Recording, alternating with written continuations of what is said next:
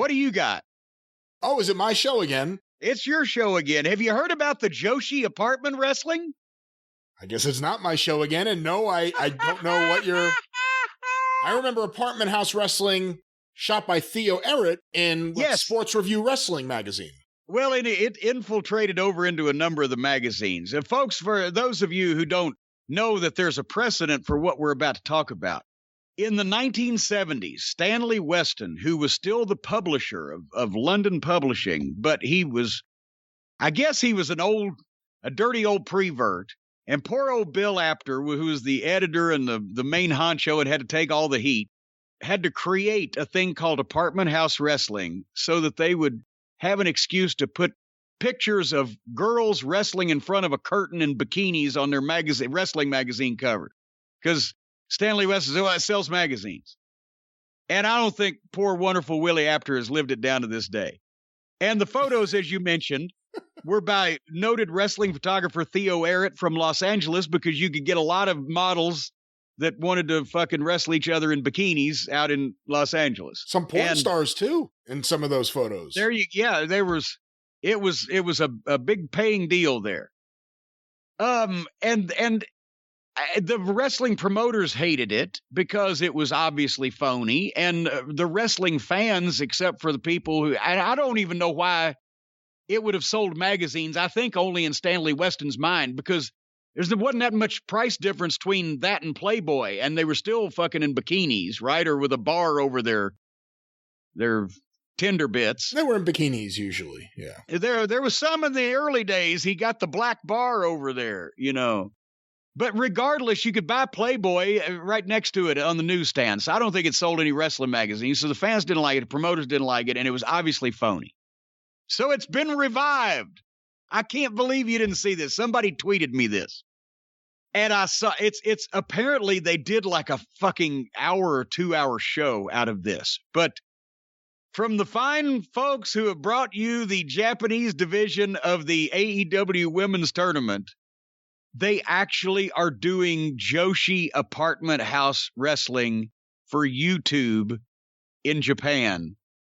And apparently the genius behind this is old Emi Sakura, who was the Freddie Mercury cosplayer. I'm not making this up. I've seen the video. They tweeted it. Emi Sakura, who dressed up as Freddie Mercury, complete with the mic stand and mustache, is apparently behind this. I read just a little of the drivel behind it. And it's a bunch of those same women, and they come in, it's an apartment somewhere in Japan, just a room. There's no ring. They have some type of padded material on the floor. And they come in from a curtain hanging over a doorway, and they have their matches in the room in the apartment. And these are the same world-class athletes that are being spotlighted in the AEW Japanese division of the women's tournament. Now, do you think, I'm already dreading what you'll say here, but let me ask you a serious question. Serious question. I assume the audience for Apartment House Wrestling in the old magazines were perverts. We're just weirdo wrestling perverts. I doubt anyone was saying, oh my God, I wonder if Bunny will win this match this week. Yes. Oh, and the storylines they'd concoct where the rich millionaire had put $100,000 on little orphan Fanny to fucking come out on top. Okay, go ahead. Is it the same audience for this? Is it like the same weirdo pervert wrestling audience for Joshi Apartment House Wrestling? I can't believe that this is a real thing. Well, that's not, I don't know what the official title of this thing is. And if I did, honestly, I wouldn't give it out, because then they'd get like 100,000 YouTube views of people trying to determine whether this is a real thing or not. But it's a real thing. I am not going to go out on a limb and start trying to analyze or Freudize all the various Japanese fixations and fetishes and habits and picadillos and things that we seem to hear about more and more on a constant basis. Otherwise, and now I understand apparently why Olivier spent so much time there. and what he came away with. But they're all, again, they're dressed as genies and schoolgirls, or I think one girl had the kind of a maid thing on, but then and like Riho was last week on TV with, lace doilies around their wrists to make those punches look really violent. Oh my fucking God. Anybody can do what they want, but I'm driven to distraction, losing my religion, as they say in the South, over these people who are still trying to act like that these are legitimate professional wrestlers that need to be on national television in the United States of America. Or even in Japan. They used to have some standards over there. That New Japan Women's Dojo in the 90s would have fucking killed an Olympic athlete.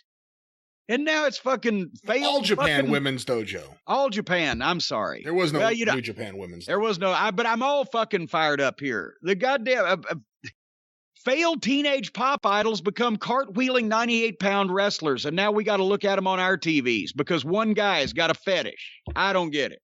Go ahead. What do you got? I was going to bring up something, and I'm going to hope that you listen to the point as opposed to opine about the quality of the content. But I've noticed lately some AEW hardcore fans who are upset about the way the women's division is being used. Now, I'm not talking about the booking. I'm not even talking about the quality of matches. But, for instance, last week had Riho versus Serena Deeb.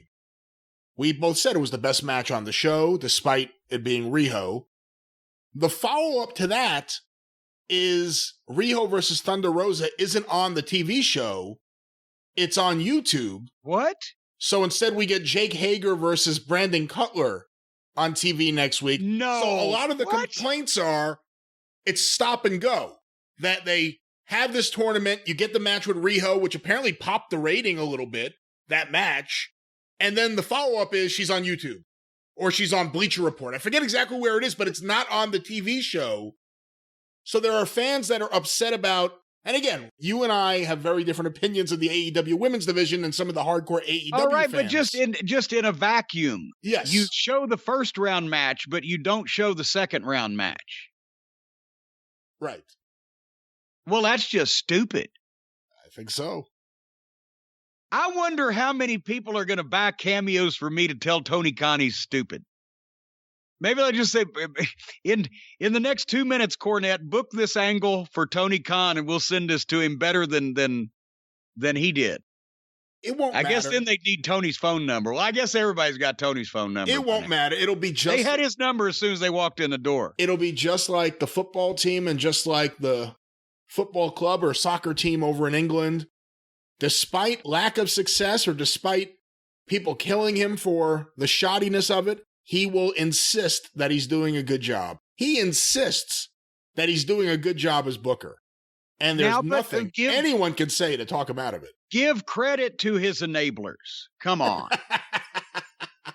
He's got some world-class enablers. If there was an enabling championship, the competition for that would be stiffer than any athletic trophy in the world. Makes me feel bad for like Herb Abrams. He only had like Brian Blair and a D team of enablers as opposed to Tony Khan, who has the cream of the crop of the independent wrestling scene as his enablers.